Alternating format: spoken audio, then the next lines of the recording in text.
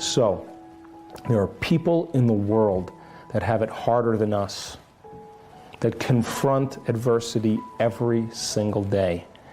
And if you can't see that your frustration is still keeping you to the past, then you will only create more of the past. When you realize that that frustration can be transmuted into something else, and that you tell the story of your own transformation one day, now you're liberated, and everybody can do that in this world. When you truly get to that point where you're in the present moment, you become very in tune with your soul. You become very in tune with intuition. You become very in tune with a sense of self that isn't driven by the emotions that keep us regulating an identity or a personality. So I always say anything different is good. And if you're getting the same thought every day, like, I need to leave this relationship, or I need to move to this city, or I need to change my job, that can be an intuitive thought. It could also be a speculative thought. But for me personally, I like to ask for feedback in my life. In other words, I always say at the end of my meditation, okay, well, if my future is that, then I need a sign to let me know that that's the direction I need to go. If my future is this, then if I'm creating opportunity, then I need feedback in my life to let me know that I should head in that direction. So I pay attention to the signs, not just to the thoughts, but then how it begins to unfold in my life. And if it starts to move in this direction, I trust in that direction. If my life begins to move in this direction, I trust in that direction. But most people, they spend very little time in the present moment, and that's a skill. And when you're in the present moment, you're clear. When you're in the present moment, your body's no longer in the future, or your body's no longer in the past, and you see things much more clearly. You're in tune with your thoughts, and there's less analysis, there's less confusion, there's less criticizing. There's a thought that makes complete sense to you, and that thought that is very sensible and very clear is not based on the past or the future. It comes from the present. So teaching people how to do that is one of the things that we do in our workshops. The indoctrination into the educational model is a very self-limiting indoctrination. And people's self-worth and their self-esteem are based on regurgitating answers to questions that are based on theories that may or may not be true. And if you answer those questions correctly, you get a pat on the back and you're the head of your class. But if you're a free thinker and you don't necessarily ascribe to those ideas, or you're thinking in different ways, you get an F, which means you failed. And so your self-esteem is caught up in failure, and that begins to brand you that you're not worth it, or you're not smart, or secure in your own knowledge base. And you know, the educational system is a flawed system in a lot of ways, and now's not the time to talk about it. But to answer the question is that we have to become curious again. We have to begin, look, how available is information? 25 years ago, you were diagnosed with a health condition. The doctor told you needed a surgery. You went and you did the surgery. There was just no question involved. Fast forward to today, the doctor says you have this condition.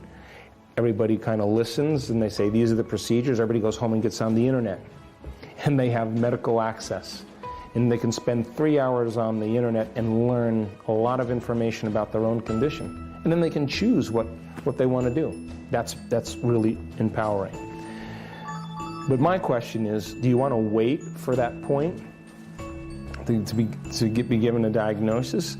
Or do you want to just be a child again and begin to ask really important questions, really fundamentally important questions based on curiosity, speculation, idealism, and then set up a structure where you study with it and have a book club or a study group. And every week somebody presents something new. You present this week, you present next week, you present the following week, and we discuss these ideas. A very Socratic, very healthy way of interacting. And as you begin to contemplate concepts that you learn, the contemplation process is the building process neurologically in the brain. And you begin to install new circuits that causes you to perceive your life differently. So the indoctrination of an educational system that's based on right and wrong answers is very self-limiting. But we know that the brain is completely plastic, which means then if you're not learning, if you're not growing, if you're not asking bigger questions, then you're allowing yourself to be defined by your past. I would say to that person, get out there and learn. Get out there and create a structure to learn. Get around people that want to learn. Study documentaries, see YouTube videos of people talking. Get involved, become inspired by learning again. Learning should be a reward in and of itself. And if we stop learning and we keep feeling, now we're headed for our genetic destiny. So, the other state of mind, if you can view crisis as a great opportunity, brilliantly disguised as an impossible situation, and you have to match the conditions in your environment with a new mind. Now we're talking about greatness, because innovation and creativity and a new way of thinking and a new way of being means that we can't do the same thing from the past. And so in history, cultures that, or individuals that overcame their environmental conditions were considered mystics and saints and leaders and charismatic leaders. They were individuals that saw past the illusion of the present reality. Now, when we begin to become innovative or creative, the brain begins to switch. We begin to turn on the forebrain, the frontal lobe, which is really the crowning achievement of the human being, and we begin to ask bigger questions. How can we create a new way of being in a world that's falling apart? How can we begin to create a new system to adapt to these conditions? Now, the hardest part, without a doubt, in all of my research about change is not making the same choice as you did the day before. So reason this.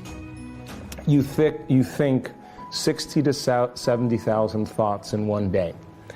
Out of those 60 to 70,000 thoughts that you think, 90% of those thoughts are the same thoughts as the day before. So the same thoughts will lead to the same choices.